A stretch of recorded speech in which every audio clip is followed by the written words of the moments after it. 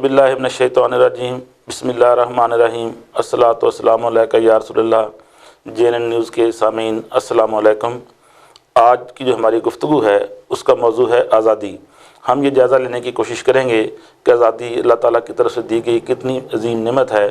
پاکستان ملنے کے بعد، پاکستان کے آزاد ہونے کے بعد جو ہمیں ایک آزاد زندگی اللہ تعالیٰ نے عطا کی ہے وہ کس قدر قیمتی ہے، اس پر ہم تھوڑی سی گفتگو کرنے کی کوشش کریں گے اور ایک موازنہ کریں گے کہ ایک آزاد قوم اور ایک مقید قوم میں کیا فرق ہوتا ہے۔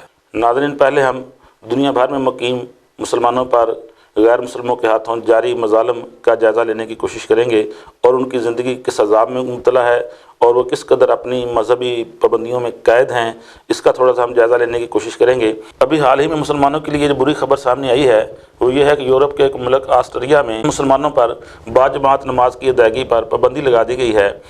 اس پولیٹیکل اسلام کے نام پر بنائے گئے قانون کے تحت مسلمان جو ہیں وہاں کوئی مذہبی تقریبات نہیں کر سکیں گے، کوئی سیاسی اجتماعات نہیں کر سکیں گے۔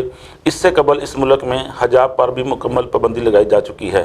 اس قانون کی خلاف ورزی پر مسلمانوں کے خلاف کریک ڈاؤن شروع کر دیا گیا ہے اور اس کی خلاف ورزی کی صورت میں مسلمانوں کو جو ہے سخت سزائیں دی جا سکتی ہیں۔ یہ سمجھ لیں کہ ایک کالا قانون جو ہے آسٹریا میں مسلمانوں پر لاگو کیا گیا ہے۔ اس طرح اگر ہم جائزہ لیں تو پوری دنیا میں مختلف ممالک میں مسلمان جو ہیں وہ پابندیوں کے علاوہ غیر مسلم قوتوں کے ہاتھوں بے پناہ مسائل، مشکلات اور زیادتیوں اور ظلم تشدد کا شکار ہیں۔ مسلمانوں کی وہاں زندگیاں محفوظ نہیں ہیں، مسلمانوں کی وہاں عزتیں محفوظ نہیں ہیں، جن میں خاص طور پر ڈنمارک، نیوزی لینڈ، فرانس، فلسطین اور ساتھ خاص طور پر ہمارے ہمسایہ ملک انڈیا میں اور کشمیر میں مسلمانوں پر جو ظلم بربریت جاری ہے وہ پوری دنیا میں ایک سمجھنے کے سیاہ دور چل رہا ہے۔ پوری دنیا دیکھ رہی ہے لیکن خاموش تماشائی بنی ہوئی ہے۔ انڈیا میں بھی وہاں تو چلو اعلانیہ طور پر مسلمانوں پر پابندی لگائی گئی ہے، لیکن انڈیا میں مسلمانوں پر غیر اعلانیہ پابندیاں لگا کر جو ہے انڈین گورنمنٹ ہے وہ ہر قسم کی، اور وہاں بسنے والے جو غیر مسلم ہیں انہوں نے مسلمانوں کے لیے زندگی جیرن کر دی ہے۔ وہ ان کی آزادی کو جو ہے سلب کر لیا گیا ہے۔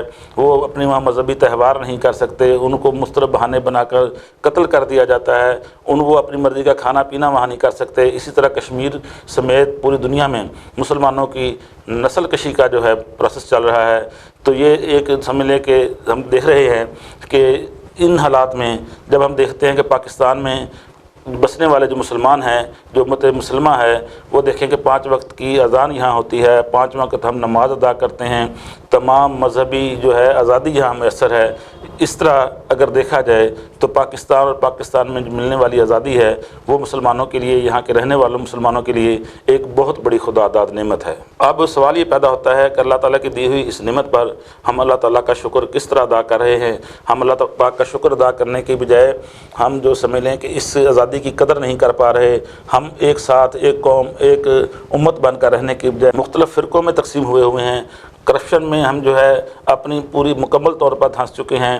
ہمارے ملک میں، ہمارے معاشرے میں وہ تمام معاشرتی برائیاں، چوری، ڈکیتی، رہزنی، بدکاری، منشیات کا استعمال، اسی طرح آپ دیکھ لیں کہ ملاوٹ، ذخیرہ اندوزی، سود کی لعنت، یہ تمام چیزیں ہمارے اندر موجود ہیں۔ ہمیں چاہیے کہ اگر ہم اللہ تعالیٰ سے مزید نعمتوں کا حصول چاہتے ہیں، اگر ہم یہ چاہتے ہیں کہ اللہ تعالیٰ ہم پر مزید کرم کرے، ہمارے ملک میں ترقی خوشحالی ہے، تو ہمیں ایک قوم، ایک امت مسلمہ کے طور پر متحد ہو کر رہنا ہوگا۔ اپنی اندرونی، بیرونی، ذاتی اور انفرادی اور اجتماعی اصلاح کو یقینی بنانا ہوگا۔ ایسا کر کے ہم اللہ تعالیٰ کی مزید نعمتیں حاصل کر سکتے ہیں۔ ہماری دعا ہے کہ اللہ تعالیٰ ہمیں پاکستان کی صورت میں ملنے والی آزادی کی قدر کرنے کی توفیق عطا فرمائیں اور ہمیں اپنی مکمل طور پر اصلاح کی، کیونکہ نیکی اور بدی اللہ کی طرف سے ہی ہے۔